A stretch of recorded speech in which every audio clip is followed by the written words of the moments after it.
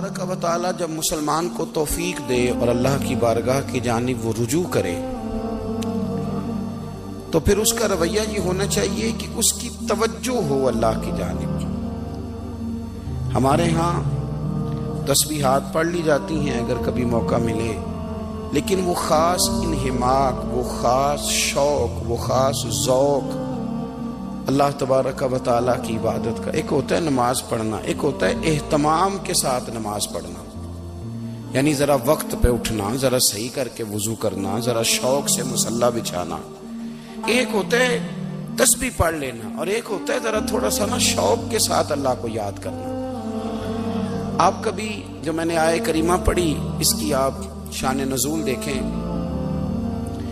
نبی کریم صلی اللہ تعالی علیہ وسلم کے کچھ صحابہ اللہ کی محبت کے شوق میں حضور کی بارگاہ میں حاضر ہوئے اور انہوں نے آ کے عرض پتہ کیا کیا، عرض کرنے لگے یا رسول اللہ صلی اللہ تعالی علیہ وسلم سالوں بیت گئے ہیں سجدے کرتے ہوئے، حضور سالوں بیت گئے ہیں تسبیح پڑھتے ہوئے، سالوں بیت گئے کہتے ہوئے کہ سبحان اللہ وہ پاک ہے، ہمیں سالوں بیت گئے یہ کہتے ہوئے کہ اللہ اکبر وہی سب سے بڑا ہے، سالوں بیت گئے کہتے ہوئے کہ الحمدللہ ساری تعریفیں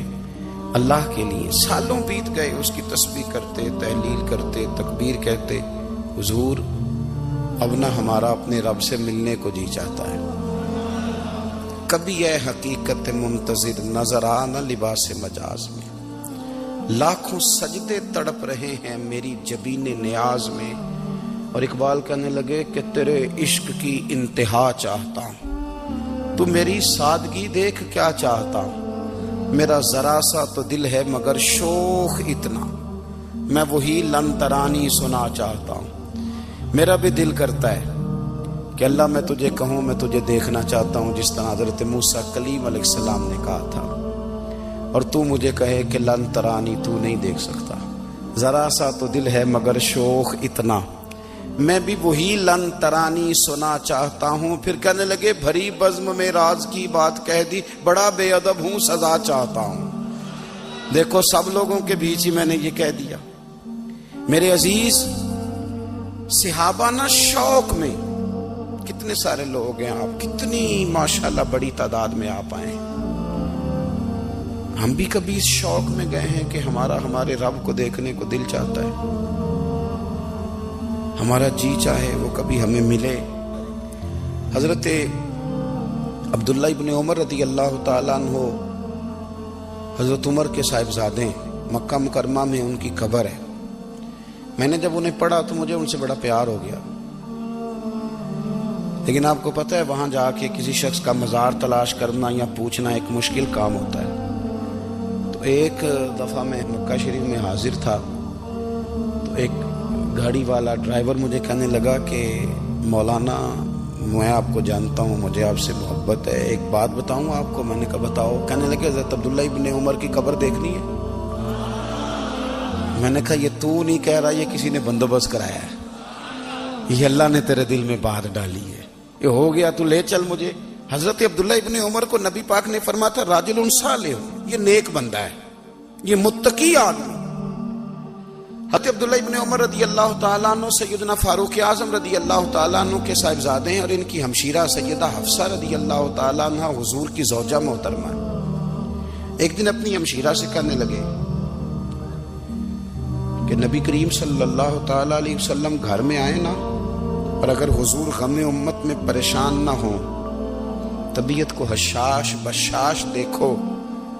تو ذرا پوچھنا تو صحیح حضور کا میرے بارے میں کیا خیال ہے، پوچھنا تو صحیح کہ کریم کی بارگاہ میں میرا کیا مقام ہے، میرے بارے میں حضور کیا فرماتے ہیں۔ اب بہن کو کام بتائے اور بتائے بھی بھائی، اور پھر بہن وہ کام نہ کرے، یہ تاریخ میں ہوتا نہیں۔ حضرت عمر فاروق رضی اللہ تعالیٰ عنہ کی صاحبزادی ام المومنین رضی اللہ تعالیٰ عنہ فرماتی ہیں کہ میں تو بس منتظر تھی، انہوں نے تو کہا تھا نا کہ اگر تم حشاش بشاش دیکھو تو بات کرنا، لیکن حضور تشریف لائے، میری باری تھی، میرے گھر تشریف لائے، کھانا پیش کیا تو فوراً میں نے عرض کی حضور ایک بات پوچھنی تھی۔ تو حضور نے فرمایا پوچھئے۔ میں نے عرض کی حضور میرے بھائی عبداللہ ابن عمر کے بارے میں آپ کا کیا خیال ہے؟ نوجوانوں میری بات پہ غور کرنا، میرے بھائی کے بارے میں آپ کا کیا خیال ہے؟ تو نبی کریم صلی اللہ تعالی علیہ وآلہ وسلم نے میری طرف دیکھا اور پھر حضور زیر لب تھوڑا مسکرائے، اور بریلی کے امام کہتے ہیں کہ حضور مسکرا دیتے تھے نا تو جو بڑا دکھی ہوتا تھا وہ بھی ہنس پڑتا تھا۔ اب سوال پیدا ہوتا تھا کہ پھر تو اس مسکراہٹ کے لیے انتظار کرنا پڑتا ہوگا کئی مہینے کہ حضور مسکرائیں تو رونے والے ہنسیں، تو اعلیٰ حضرت فرماتے نہیں، انتظار نہیں کرنا پڑتا، یہ مسکراتے رہنا تو حضور کی عادت ہے۔ جس کی تسکین سے روتے ہوئے ہنس پڑے اس تبسم کی عادت پہ لاکھوں سلام، یعنی یہ تو عادت ہے حضور کی مسکراتے رہنا، اس کے لیے انتظار نہیں کرنا پڑتا۔ بھائیو آپ خیال رکھیں گے، غور کریں گے، حضرت عبداللہ ابن عمر رضی اللہ تعالیٰ عنہ کے بارے میں پوچھا تو سیدہ فرماتی ہیں کہ نبی کریم صلی اللہ تعالیٰ علیہ وسلم نہ زیر لب مسکرائے اور فرمایا حفصہ تیرا بھائی ہے تو اچھا، لیکن میں نے سنا ہے کہ عشاء کی نماز پڑھتا ہے تو فجر تک سویا ہی رہتا ہے۔ او نوجوانوں، 10 بجے تک سونے کی بات نہیں ہوئی، 9 بجے تک سونے کی بات نہیں ہوئی، 11 بجے اٹھنے کی بات نہیں۔ حضور فرمانے لگے میں نے سنا ہے کہ عشاء کی نماز پڑھ کے سو جاتا ہے اور فجر تک سویا ہی رہتا ہے، اسے چاہیے کہ تہجد کے وقت اٹھا کرے، اللہ کی بارگاہ میں حاضر ہوا کرے، آہوزاری کرے، سجدے کرے، عبادت کرے، اٹھتا ہے اور فجر میں جا کے اٹھتا ہے۔ حضرت جناب حفصہ رضی اللہ تعالیٰ عنہ کہتی ہے میں نے جناب عبداللہ ابن عمر کو پیغام دیا اور میں نے کہا میرے جوان بھائی سن، نبی پاک نے فرمایا ہے تو اچھا پر تہجد میں نہیں اٹھتا، نفل نہیں پڑھتا۔ او میری ملت کے جوانوں، مزہ نہیں آ جاتا جب ساری دنیا سوئی ہو، ساری دنیا، اور بستر بھی گرم ہو اور نیند بھی پورا غلبہ کر رہی ہو، اور اچانک گھنٹی بجے دماغ میں، آنکھ کھلے، گھڑی پہ نظر پڑے، 3:30 4 بجے کا پیغام گھڑی بتائے، اور کوئی چڑھتی جوانی والا اٹھ کے وضو کرے، اور جب وہ مصلی کھول کے بچھائے تو مدینے والے محبوب کہتے ہیں کہ ہر نماز پہ رب ثواب دیتا ہے، اور جو اٹھ کے تہجد کی نماز پڑھے اسے دیکھ کے تو رب مسکراتا ہے، جو اس کی شان کے لائق ہے، جو اس کی شان کے لائق، وہ مسکراتا ہے، خوش ہوتا ہے کہ میرا بندہ تہجد میں اٹھ گیا، وہ مسکراتا ہے۔ کاش ہماری صبحیں کبھی اپنے مالک کے نام ہو جائیں۔